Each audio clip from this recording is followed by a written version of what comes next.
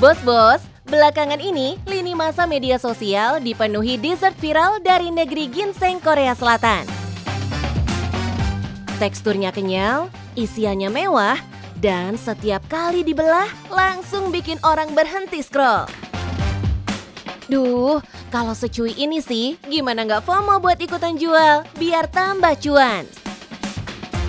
Halo bos, saya Bella, saya owner dari Froziland. Saya sudah mulai jualan kue di rumah dari tahun 2017 dan saat ini saya jual menu yang lagi viral di Korea Selatan namanya Dubai Chewy Cookie. Penasaran bos? Tetap di Cuan Bos!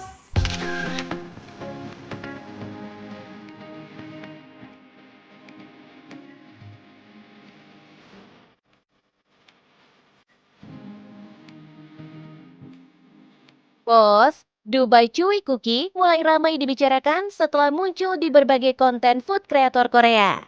Gak cuma di review, dessert ini juga ikut nongol di vlog, short content, sampai ke variety show yang ditonton jutaan orang. Seperti tren Korea pada umumnya bos, yang viral bukan cuma rasa, tapi visual, tekstur, serta sensasi saat memakannya. Ketika satu potong cookie bisa jadi konten, maka permintaan bisa langsung naik tajam. Sebenarnya juga aku tahu Dubai Chewy Cookie ini lagi viral juga dari followersnya Froziland. Dia minta kita jual itu, terus aku riset dan ternyata bahan-bahannya tuh mirip kayak menu kita yang pernah ada namanya Dubai Coklat, cuman beda di luarannya aja. Jadi ya udah karena aku udah kebayang nih bikinnya gimana ya aku hadirin aja gitu sih menu Dubai Chewy Cookie-nya. Menariknya, Dubai Chewy Cookie sebenarnya bukan sesuatu yang benar-benar asing buat pasar dessert Indonesia. Kombinasi coklat, pistachio, tekstur chewy, semua masih masuk di lidah lokal bos. Yang membedakan adalah cara tren ini dikemas dan dibawa dari Korea ke meja makan kita. Awal mulanya sebenarnya dari pas aku SMA. Jadi karena waktu itu kebutuhan sih, jadi kondisinya papa aku sakit dan aku harus cari uang sendiri. Jadi makanya aku jualan keliling ke kelas-kelas gitu. Terus SMA, kuliah aku bawa tuh tetap jualan dan setelah lulus juga aku lanjutin. Nah alhamdulillahnya di tahun 2022 itu si Froziland ini viral gitu. Jadi aku seriusin. Dari sinilah cerita Froziland berjalan bos. Bisnis yang tumbuh bukan dari modal besar, tapi dari kebiasaan dalam membaca kebutuhan pasar. Jadi ketika meal crepes itu trennya udah hilang, ada terus tuh bermunculan tren-tren makanan lainnya kan. Nah customer-customernya Froziland tuh kayak nagih gitu, kayak Kak jual ini dong yang lagi viral gitu. Nah jadinya si Froziland ini udah dikenal customer kita tuh yang ngejual yang viral-viral gitu. Jadi ketika ada menu tren baru, mereka nyarinya di Froziland. Dalam dunia dessert, tren bisa datang dan pergi bos. Meski begitu, ada satu hal yang tetap, yakni customer yang sudah terbiasa mencari hal baru. Ketika brand sudah menempel sebagai tempatnya menu viral, setiap tren baru pun jadi lebih mudah diterima pasar. Oke, jadi emang pembuatannya tuh rada gampang-gampang susah di saat marshmallow itu dilelehin karena dia harus terus diaduk, terus juga pas udah step selanjutnya tuh mesti terus cepet diselesaikan gitu karena kalau enggak nanti si marshmallow-nya akan keras. Jadi emang harus hati-hati dalam pembuatan si pelelehan marshmallow-nya sih Kak. Dubai Chewy Cookie memang terlihat sederhana bos, tapi di balik tampilannya yang instagramable, proses pembuatannya menuntut presisi loh. Tekstur chewy yang jadi ciri khas dessert Korea nggak bisa asal jadi. Waktu, suhu, dan kecepatan produksi jadi penentu akhir kualitas. Salah sedikit, nggak cuma teksturnya yang gagal, tapi daya tarik produknya pun bisa ikut turun. Nah, bos, kalau produknya udah mantap, tinggal gimana caranya memperkenalkan produknya ke customer. Kita lagi organik konten yang kita produksi aja sih, udah jarang banget endorse influencer sama KOL gitu. Kalau selebihnya marketing lewat ads udah nggak pernah. Jadi lewat konten yang diproduksi aja yang dari kaminya. Kontennya macem-macem gitu, kayak ada tren reels apa kita ikutin, sound viral apa kita pakai gitu. Jadi alhamdulillah algoritma si sosial medianya Froziland cukup baik sih Kak, alhamdulillah. Di tengah ramainya brand yang kejar endorse dan iklan, Bella justru lebih memilih jalur berbeda, Bos. Dari proses produksi, tampilan dessert, sampai momen ketika cookie dibelah. Semua dijadikan bahan utama konten, Bos. Ngaruh banget sih Kak, soalnya customernya Froziland itu kebanyakan milenial dan Gen Z yang aktif banget sosmed dan tipikalnya tuh FOMO gitu kalau ada tren-tren. Jadi ketika kita hadirin menu baru yang lagi viral atau yang lagi tren, terus kita bikin kontennya di sosial media, itu ngaruh banget ke penjualan kami. Jadi orang dari mana aja tuh bisa nyamperin toko kita, walaupun masuk banget ke perumahan tuh tetap nyampe gitu sampai depan toko gitu. Untuk menjaga loyalitas, Froziland juga rutin memberikan promo yang diumumkan langsung lewat media sosial, Bos. Hasilnya, dari usaha yang awalnya dijalankan sendirian, kini dikelola oleh tim sebanyak 6 orang.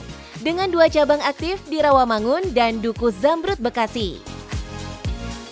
Di 2 cabang tuh total 150 habis.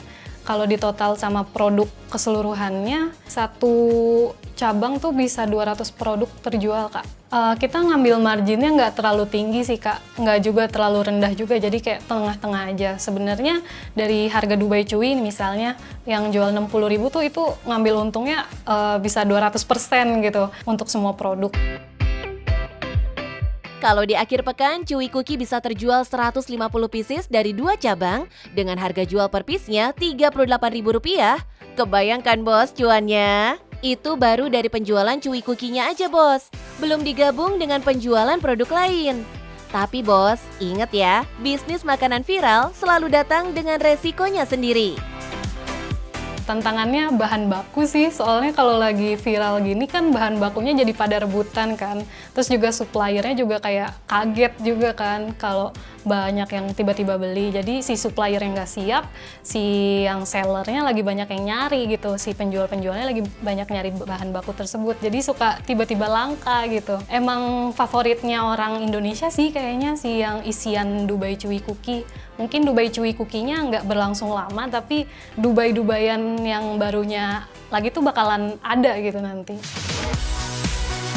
Dan seperti tren Korea pada umumnya, Bos, satu menu mungkin akan berganti.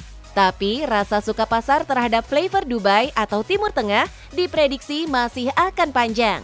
Artinya, nggak hanya Dubai Cuy Cookie aja, tapi varian dan modifikasi baru yang bisa jadi gelombang berikutnya. Nah Bos, saya punya tips nih buat kalian yang mau memulai bisnis makanan viral. Yang pertama, jangan nunggu siap untuk memulainya, tapi berani aja dulu. Yang kedua, riding the wave dan harus pintar cari celah dan peluang bisnis. Dan yang paling penting, cuan Bos!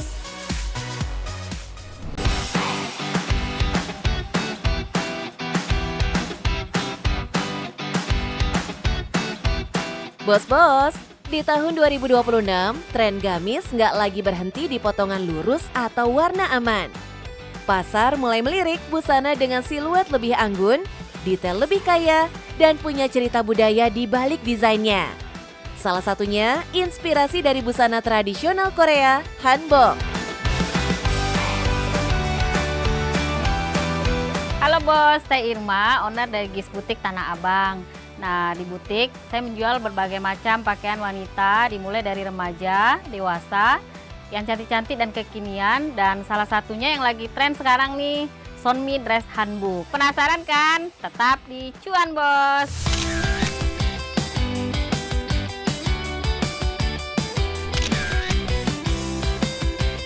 Bos, di Pusat Perdagangan Fashion Tanah Abang, Jakarta Pusat, tren global ini diterjemahkan dengan cara yang lebih membumi. Bukan sekedar meniru bentuk aslinya, tapi disulap jadi gamis yang praktis, sopan, dan sesuai kebutuhan wanita Indonesia. otodidak ya. Saya tuh suka lihat model-model baju, misalnya di Pinterest atau di YouTube, di Instagram gitu. Jadi kadang-kadang saya suka model ini, saya modif. Sebenarnya di Tanah Abang udah dari tahun 2008. Nah, cuman dress gamis kita jual tuh tahun 2014. Dan permintaannya memang lebih banyak dress-dress gamis. Irma membangun bisnisnya bukan dengan ilmu fashion loh bos, tapi dari kepekaan membaca pasar. Apa yang dilihat orang, apa yang dipakai, dan apa yang berpeluang dijual kembali. Di Tanah Abang, kemampuan melihat pola permintaan jauh lebih penting daripada sekedar ikut tren sesaat. Inspirasi desain terkadang tidak datang dari data penjualan, tapi dari pengalaman pribadi.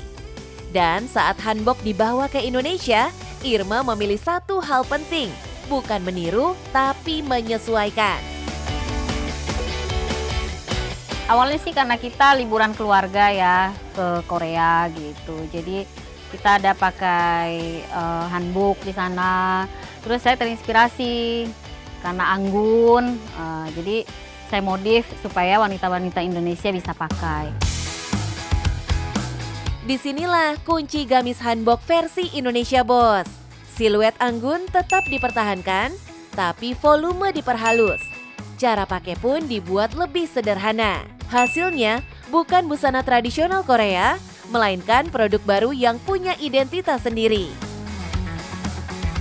Nah, bos, di tengah tren yang cepat berubah, satu hal yang menentukan umur produk adalah kualitas. Bukan cuma enak dilihat di foto, tapi nyaman dipakai dan awet digunakan. Kita sih pilih kualitas bahannya yang premium ya, yang bagus gitu, supaya customer kita yang belanja tuh bisa balik lagi. Dan biasanya emang sih customer Gis Butik itu dari tahun ke tahun mereka balik lagi gitu, cari model baru apa nih gitu. Jadi kita harus pilih bahannya yang bagus. Strategi ini memposisikan Gis Butik bukan sebagai toko fast fashion, tapi sebagai brand yang dicari ulang. Customer datang bukan hanya karena model baru, tapi karena pengalaman pakai sebelumnya. Kita sih dagang sepanjang waktu ya, cuman kadang-kadang mereka aja yang bikin tren sendiri gitu. Dan kebetulan mungkin karena hanbok ini agak itu kan dari Korea ya, mereka lihat kok ada nih di Indonesia gitu, jadi pro dan kontra juga. Tapi banyak yang suka karena memang gampang dipakai dan sopan. Bos, dalam bisnis fashion, tren bisa datang dari mana saja. Dari luar negeri, dari media sosial, atau dari komunitas pemakai sendiri. Tantangannya, seberapa siap produk ini menjawab kebutuhan pasar. Sebenarnya dari Mei 2025 sih udah banyak permintaan ya gitu. Cuman makin kesininya makin membludak pesanannya gitu. Jadi kita kewalahan bikin hanboknya, produksi barangnya. Memang warga luar banyak yang tertarik ya, Malaysia, Filipina, Thailand gitu. Kalau internasional mereka belinya kan banyak ya, grosir. Tapi kalau warga lokal di marketplace lumayan juga. Terus pedagang seluruh Indonesia juga ada yang lirik datang langsung ke Gis Butik. Nah, ketika permintaan meningkat, tantangan bergeser ke skala produksi. Media sosial jadi pintu masuk pasar internasional, sementara Tanah Abang tetap menjadi titik distribusi utama. Dari retail lokal hingga grosir ke luar negeri. Model hanbok ini menemukan segmentasinya sendiri, bos. Kalau tadi kan biasanya yang Sonmi yang sirian hitam kan tuh 325. Nah ini lebih mahal karena bahannya juga beda ya. Dia tile payet premium gitu, jadi ada payet-payetnya. Saat ini, 2 konveksi milik Irma di Rawabelong, Jakarta Barat khusus mengerjakan gamis model hanbok saja loh bos. Dari permintaan pasar yang membludak, sudah jelas kalau cuannya no play-play dong bos.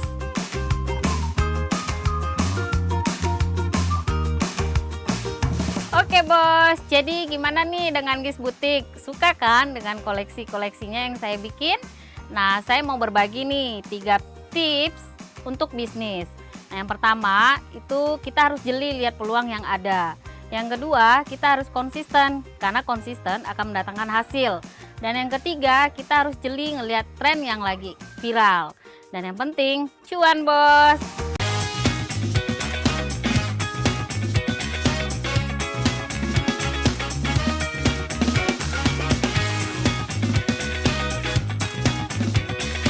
Bos-bos, di tengah ramainya street food kekinian, satu jenis jajanan ini selalu punya tempat. Bukan cuma karena rasanya, tapi karena tampilannya. Mudah difoto, gampang diviralkan, dan bikin orang pengen langsung ngiler.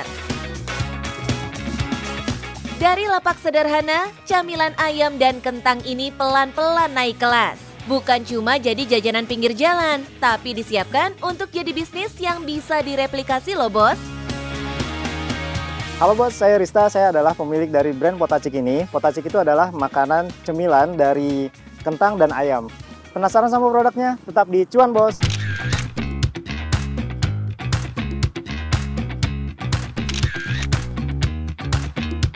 Bos, Potacik bukan brand yang langsung lahir sebagai waralaba ya. Rista juga sama dengan pejuang usaha lainnya, mulai dari nol, yaitu jualan langsung ke customer. Potacik salah satu produk yang usianya kurang lebih itu sekitar 2 tahunan ya. 2 tahunan yang dimana kita mencoba untuk jualan secara langsung. Ada duplikasi bisnis yang sekiranya kita sudah mencoba jualan dan banyak market yang repeat order seperti itu. Ketika repeat order mulai stabil, barulah Rista masuk ke tahap berikutnya, membangun identitas. Karena di bisnis street food zaman now, produk enak saja tidak cukup bos. Brand harus langsung kebaca dari jarak jauh dan dari layar ponsel.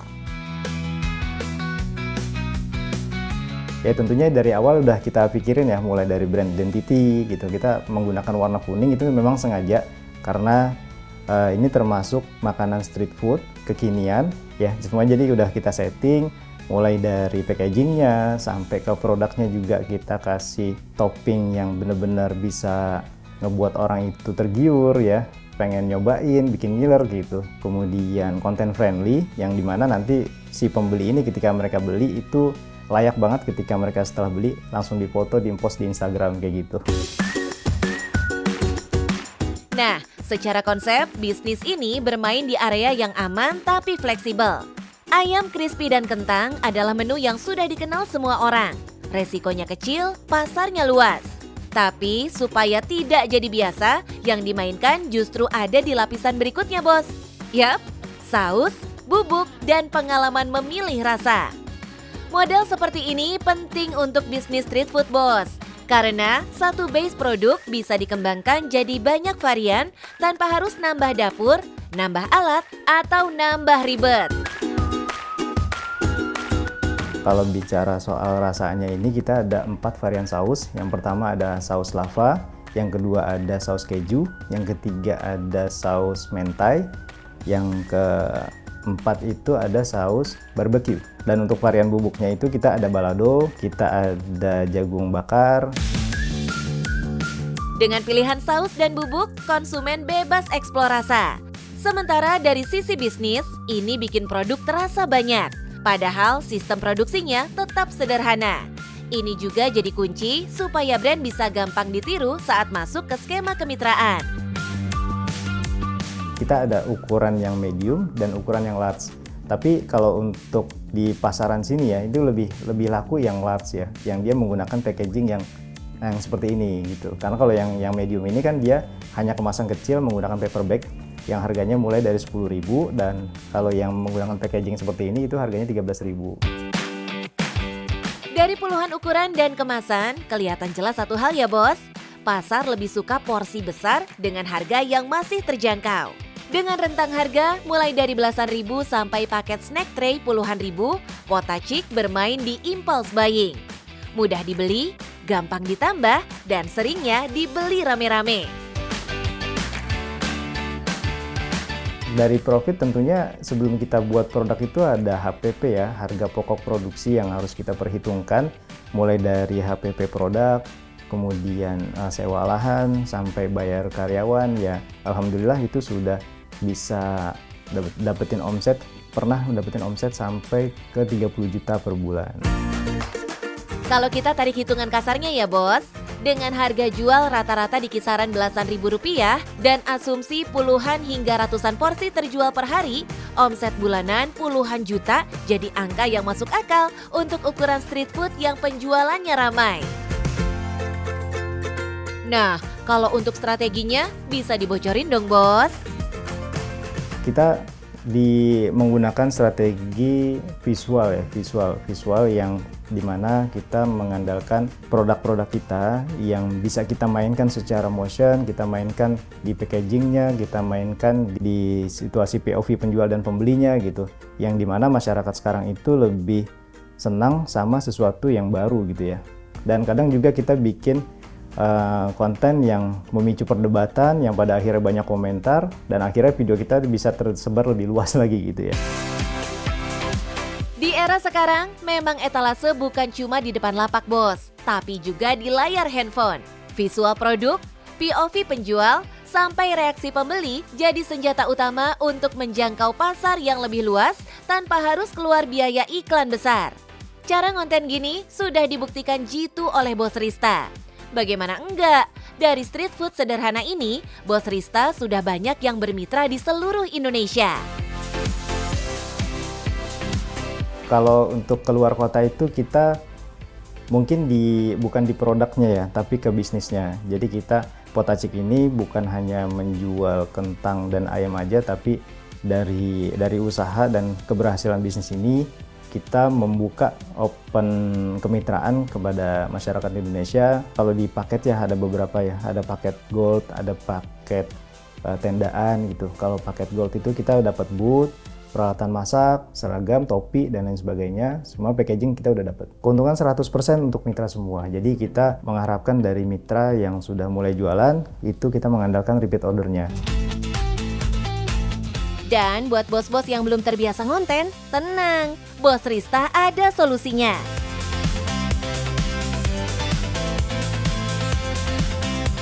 Strategi buat kontennya tidak bisa, kita sediakan kontennya. Jadi mereka tinggal upload aja, mungkin akan ada edit-edit sedikit, misalnya kayak tambahan alamat, nama si pemiliknya mungkin kayak gitu ya. Jadi, mitra tinggal fokus jualan. Sementara brand membantu menjaga tampilan dan visibilitas di dunia digital. Oke, saya mau kasih tips nih buat teman-teman semuanya, buat yang mau bisnis. Kira-kira apa sih produk yang bisa diterima oleh pasaran? Yang pertama di era sekarang itu adalah produk yang nggak cuma enak, tapi juga unik. Dan secara produk itu bisa kita kontenin, dan akhirnya bisa viral. Pokoknya yang penting cuan, Bos.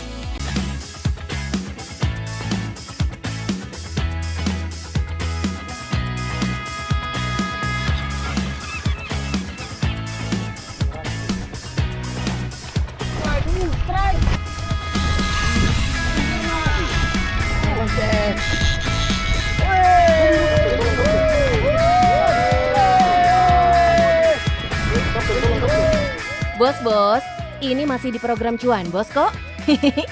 Min Cuan cuma mau kasih lihat kalau ikan laut dari perairan negara kita tuh super melimpah. Mantap! Dan ternyata di tangan pelaku bisnis kuliner Kogi Putratama bisa jadi sumber cuan. Di restonya yang berlokasi di Blok M, Jakarta Selatan, semua makanan ala Jepang ini dibuat dari ikan laut lokal loh, Bos. Halo Bos, saya Kogi dari Gilmo Fish House dan kita pakai ikan-ikan lokal dari Indonesia. Penasaran? Tonton terus, Cuan Bos.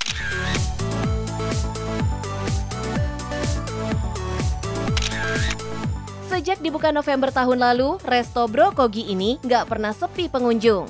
Konsep open kitchen seperti ini sukses menarik perhatian berbagai penikmat kuliner di Blok M. Selain itu, ada bahan yang tidak bisa dipandang sebelah mata. Yes, ikan laut dari penjuru Indonesia. Yap, kalau biasanya resto makanan Jepang menggunakan ikan impor, tapi kalau Bro Kogi beda, Bos. Semua bahan baku ikan di restonya ini berasal dari laut Indonesia. Ikan Indonesia ini banyak dan ternyata secara behavior, secara kebiasaan di Jepang itu sudah sering dipakai buat konsumsi sehari-hari. Sedangkan apa sih yang kita tahu ikan laut, ikan kakap, ikan bawal, sebanyak itu jenis ikan yang ada di Indonesia. Itu satu. Kedua, saya yakin untuk orang mengkonsumsi ikan tuh, apalagi bahannya itu dari Indonesia langsung, itu bisa menumbuhkan rasa bangga sih terhadap sumber daya alam kita gitu. Alhasil, ikan tuna sirip biru dari perairan Lombok, ikan giant trevally dari Kepulauan Seribu, dan berbagai jenis ikan laut jadi bahan baku di restonya ini, bos. Kogi dan timnya meracik resep ikan lokal ini disesuaikan dengan lidah masyarakat loh, bos. Ngomongin diterima banyak orang, sebenarnya kita coba adaptasi dengan cara masakan Jepang gitu. Kan biasanya banyak seafood ya, ikan bakar. Nah, ini kita coba hal yang sedikit berbeda gitu. Kita coba pakai cara Jepang menyajikan ikan-ikan. Karena memang market doyan sama Korea Jepang, ya udah kita coba aja deh. Ikan yang diolah sebelumnya juga melewati proses yang nggak biasa loh, bos. Oke, ini ada ikan tuna bluefin akami yang udah di dry age. Dan ini kita akan serving menjadi akami tataki. Yap, dry age menjadi teknik yang doi pilih untuk menghasilkan rasa ikan yang enak. Simpelnya sebenarnya dry age tuh pengawetan juga ya. Gimana kita dry age, kita biasanya bersihin ikannya dulu. Dari tulang-tulangnya itu banyak saluran darah. Nah, kita pakai micro selang, itu kita semprot sampai darahnya benar-benar hilang. Setelah dibersihin, digantung biar sampai kering, lalu kita lap, baru kita gantung. Nah, kita gantung di dry ager itu minimum 3 hari, kita udah bilang itu ikan dry age yang kita jual di sini. Tekstur daging ikan yang sudah melewati proses dry age akan jauh lebih padat dengan rasa umami atau gurih yang menonjol dan gak ada lagi bau amis pada ikan. Kita sih sebenarnya sambil berjalan kita explore terus ya, ikan-ikan apa yang bisa kita pakai buat di dry age. Sejauh ini kita hampir pakai semua ikan yang ada di laut. Sekarang waktunya intip dikit menu andalannya Gyomo Fish yuk, bos. Oke, ini kita lagi bikin tuna tataki. Ada otoro sama akami. Akami yang merah, yang bagian dagingnya. Nah, ini bagian fatty-nya, otoro. Ini satu-satunya ikan yang punya marbling level, tuna bluefin. Dengan teknik tataki alias dibakar seperti ini, daging tuna sirip biru akan punya rasa yang khas dan enak.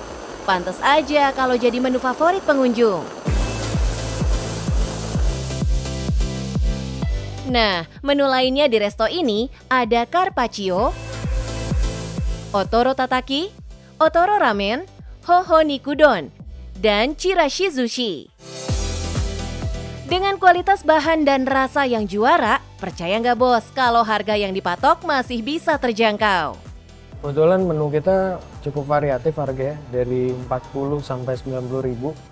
Kita berusaha gimana caranya dari segi plating juga semenarik mungkin, sehingga zaman sekarang selain rasa, selain harga, itu ada visual yang dia beli buat sosial medianya dia. Itu added value yang kita tambahkan, sehingga harganya nggak segitu murahnya lah, masih tengah-tengah lah. Boleh dong spill cuannya bos Kogi.